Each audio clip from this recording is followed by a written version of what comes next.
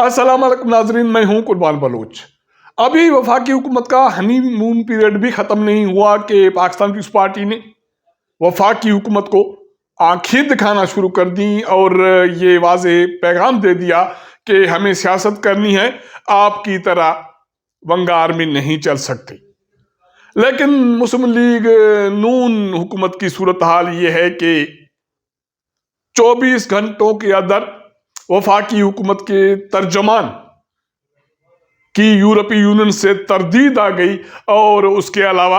वज़ीर आज़म शहबाज शरीफ को अपने एक बड़े फैसले से पीछे हटना पड़ा। हालांकि सूरत हाल ये है कि पाकिस्तान में इंतखाबात का मामला अमेरिकी ऐवान नुमाइंदगान में पहुंच चुका और 20 मार्च को पाकिस्तान में होने वाले इंतखाबात की अमेरिकी ऐवान नुमाइंदगान में समाअत है और गवाह के तौर पर डोनाल्ड लू को तलब कर लिया गया है। यह हुकूमत जिसकी क़यादत वज़ीर आज़म शहबाज शरीफ कर रहे हैं, इत्तेहादी जमातें वफाकी काबीना में शामिल है, लेकिन पाकिस्तान पीपल्स पार्टी जो इंतहाई मैं समझता हूं कि सियासी मैदान में समझदारी से काम करती है, उन्होंने वफाकी काबीना में शामिल होने से पहले ही दिन ये सोचकर इनकार किया कि ये जो कश्ती सफर पे निकली है, इसका सफर कठिन है और मंजिल बहुत दूर है। मुस्लिम लीग नून जिस तरह हुक्मरानी करती आई है, वो एक बादशाही तर्ज अमल हमेशा अपनाती है और अब भी शायद उसके दिमाग में या उनके रवैयों में वही तर्ज अमल है। मैंने आपको बता दिया, इरशाद चेयरमैन की तैनाती के हवाले से वजीर आजम को 24 घंटों के अंदर अपना फैसला वापस लेना पड़ा और मुस्लिम लीग नून को शर्मिंदगी भी उठानी पड़ी। अब हुआ क्या है? अब हुआ यह है कि वजीर कानून इजलास भी आए और उन्होंने बगैर किसी मुशावरत के, शायद बगैर सोचे समझे, ऐवान में 7 ऑर्डिनेंस पेश कर दिए और दरख्वास्त ये की कि उनकी तोसी चाहिए और ये बहुत जरूरी है। इस अमल पर सुन्नी इत्तेहाद कौंसिल या उर्फ आमा तहरीक इंसाफ के रहनुमाओं ने शदीद एहतजाज किया, नारेबाजी की और उनका यह कहना था कि किसी सूरत में ऑर्डिनेंस की हिमायत नहीं कर सकते। आप हैरान होंगे कि सुन्नी इत्तेहाद कौंसिल ये वो जमात है जो इमरान खान के दौरे हुकूमत में पीटीआई के शिकल में हुक्मरानी करती रही और उनका तर्ज अमल भी ऐसा ही था कि ऑलमोस्ट फैसले कानून साजी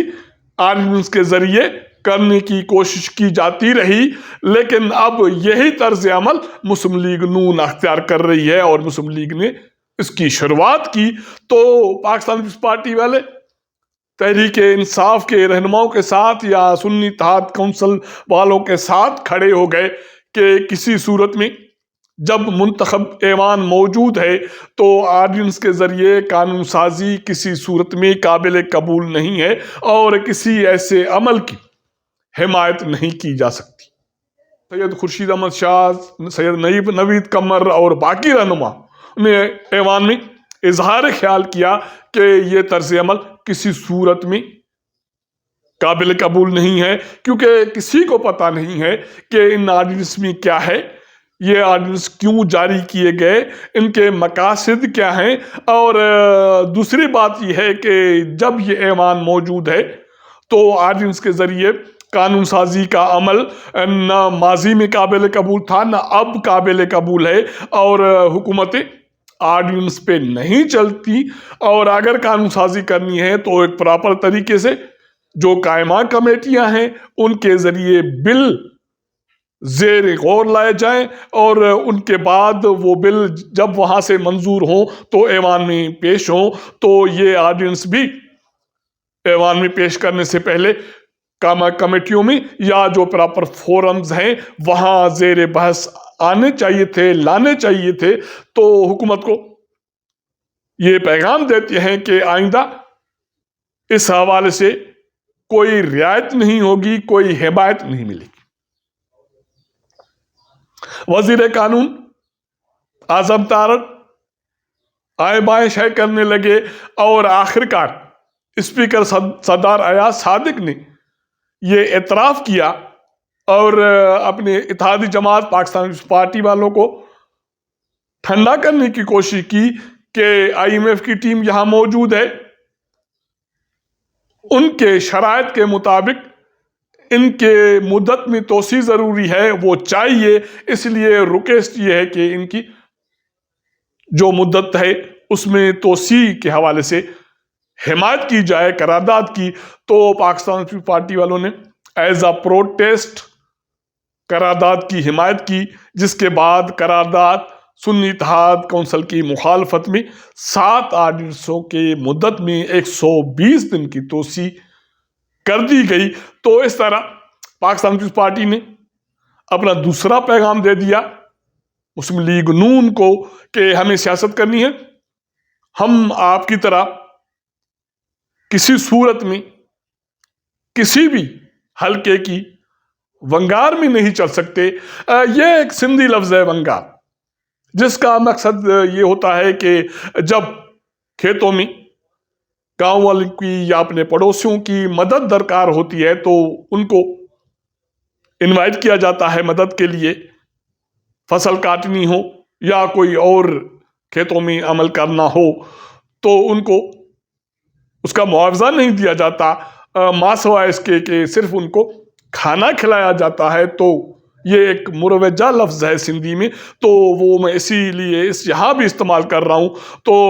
پاکستان پیپلز پارٹی بہت عقل مندی سے اپنی سیاسی پتے کھیل رہی ہے، اور پاکستان پیپلز پارٹی کو پتہ ہے کہ صرف ونگار میں چل کر وہ سروائیو نہیں کر سکتی یا پنجاب میں اس کا بیس نہیں بن سکتا، کیونکہ سنی اتحاد کونسل یا تحریک انصاف جس ڈگر پر سیاست کر رہی ہے اس کے لیے ضروری ہے کہ اسی کو فالو کیا جائے۔ اگر مسلم لیگ نون جس طرح حکمرانی کر رہی ہے یا جس طرح ان کا طرز عمل حکمرانی کا ہے، سیاست کا ہے، اگر یہ لمبا معاملہ چلتا ہے تو شاید پنجاب میں یا باقی صوبوں میں مسلم لیگ نون کا جو اسپیس خالی ہوگا اس کو پاکستان پیپلز پارٹی فل کرے، اور باقی جو پیرالل قوت ہے وہ تحریک انصاف کی ہو۔ مسلم لیگ نون کی صورتحال بہت خراب ہے، وہ اس لیے کہ ان کے دل و دماغ سے ابھی بھی عمران خان کا خوف نہیں نکل رہا، اور وہ خوف ان کے دلوں پر، دماغ پر، سیاست پر طاری ہے۔ جو کچھ انتخابات میں ہوا وہ ہو گیا، اب حکومت بنانے کے بعد بھی مسلم لیگ نون کے رہنماؤں کے سر پر، دماغ پر وہ خوف طاری ہے۔ 2 دن پہلے وزیر اطلاعات و نشریات عطا تارڑ نے ایک پریس کانفرنس کی، وہ اس کی پہلی پریس کانفرنس تھی، اور وفاقی وزیر اطلاعات و نشریات کسی بھی وفاقی حکومت کے ترجمان بھی ہوتے ہیں مرکزی، تو اس کی جو پہلی پریس کانفرنس تھی وہ بھی تحریک انصاف، عمران خان، ان کی سیاست، ملک دشمنی، ان الزامات کے گرد گھومتی رہی، اور انہوں نے ایک بڑا الزام لگا دیا۔ ان کا الزام یہ تھا کہ IMF کو خط لکھنے کے بعد تحریک انصاف نے یورپی یونین کو ایک خط لکھا ہے جس میں یہ درخواست کی ہے کہ پاکستان کی جو تجارت ہے اس کے حوالے سے GSP+ کا جو اسٹیٹس ہے اس کو ریویو کیا جائے، اس کو ختم کیا جائے۔ انتہائی سنگین الزام ہے، پاکستان کی تجارت کے حوالے سے، معیشت کے حوالے سے ایک بڑا قدم تھا، لیکن اس کا بھانڈا یورپی یونین نے 2 دن کے بعد اپنے ایک بیان میں پھوڑا کہ تحریک انصاف نے پاکستان کے GSP+ کے حوالے سے یورپی یونین سے کوئی رابطہ نہیں کیا، کوئی خط و کتابت نہیں ہوئی، کوئی کمیونیکیشن نہیں ہوئی۔ تو آپ اندازہ لگائیں کہ وفاقی حکومت کے ترجمان ہوں، ان کی سنجیدگی کی صورتحال یہ ہو کہ ایک عالمی ادارے پر، اور وہ بڑا ادارہ ہو جس کے ساتھ تجارت کے حوالے سے پاکستان کے مفادات اور معاشی مفادات وابستہ ہوں، آپ اسی کا نام لے کر اپنے آپ کو، حکومت کو، پاکستان کو ایکسپوز اس لیے کر رہے ہیں کہ کسی سے سیاسی اسکور کرنی ہے۔ دوسری بات، جو اہم بات، وہ یہ ہے کہ انتخابات کے حوالے سے جو نتائج سامنے آئے تھے، نہ صرف پاکستان کے اکثر سیاسی جماعتوں نے، تحریک انصاف، JUI، جماعت اسلامی، ANP، بلوچ قوم پرست جماعتیں، GDA، بہت ساری سیاسی جماعتوں نے وہ شفاف نہ ہونے کے الزامات لگائے تھے، اور اس کے بعد عمران خان تو عالمی فورم سے یہ مطالبات بھی کر رہے تھے کہ اس عمل کو دیکھا جائے۔ آخرکار امریکی ایوان نمائندگان نے اس عمل پر پیش رفت شروع کی ہے۔ پاکستان میں جو انتخابات ہوئے ہیں وہ شفاف ہوئے ہیں یا نہیں ہوئے،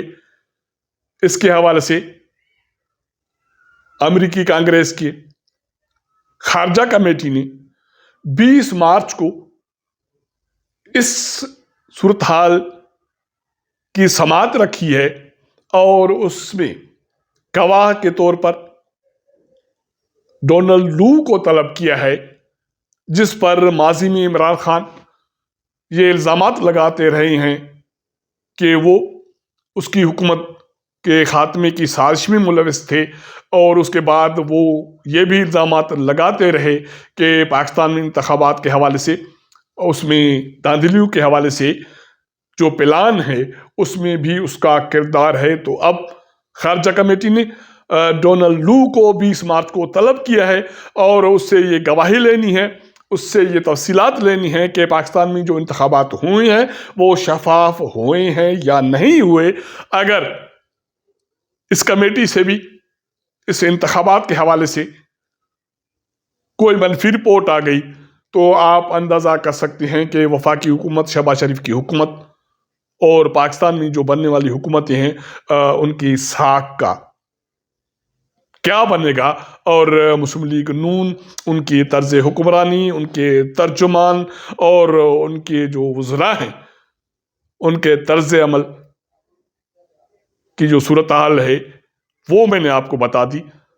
اب فی الحال یہ ہنی مون پیریڈ ہے وفاقی حکومت کا، وزیر اعظم شہباز شریف کا، اسی میں اتحادیوں نے آنکھیں دکھانا شروع کی، اور اس کے حوالے سے ایک بڑی خبر یہ ہے کہ وزیر اعظم شہباز شریف کے ایک اتحادی جماعت MQ میں بھی بڑے حد تک پھوٹ پڑی ہے۔ وہ وفاقی وزارتوں کے حوالے سے، سندھ گورنر کی تبدیلی کے حوالے سے سخت انتشار کا شکار ہے۔ اب دیکھنا یہ ہے کہ یہ جماعت بھی سروائیو کرتی ہے یا نہیں کرتی۔ اگر نہیں کرے گی تو پھر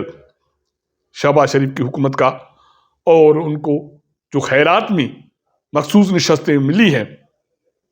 ان کا فیصلہ بھی ابھی سپریم کورٹ میں ہونا ہے، تو بہت سارے ایشوز ابھی بھی عدم استحکام کا سبب ہیں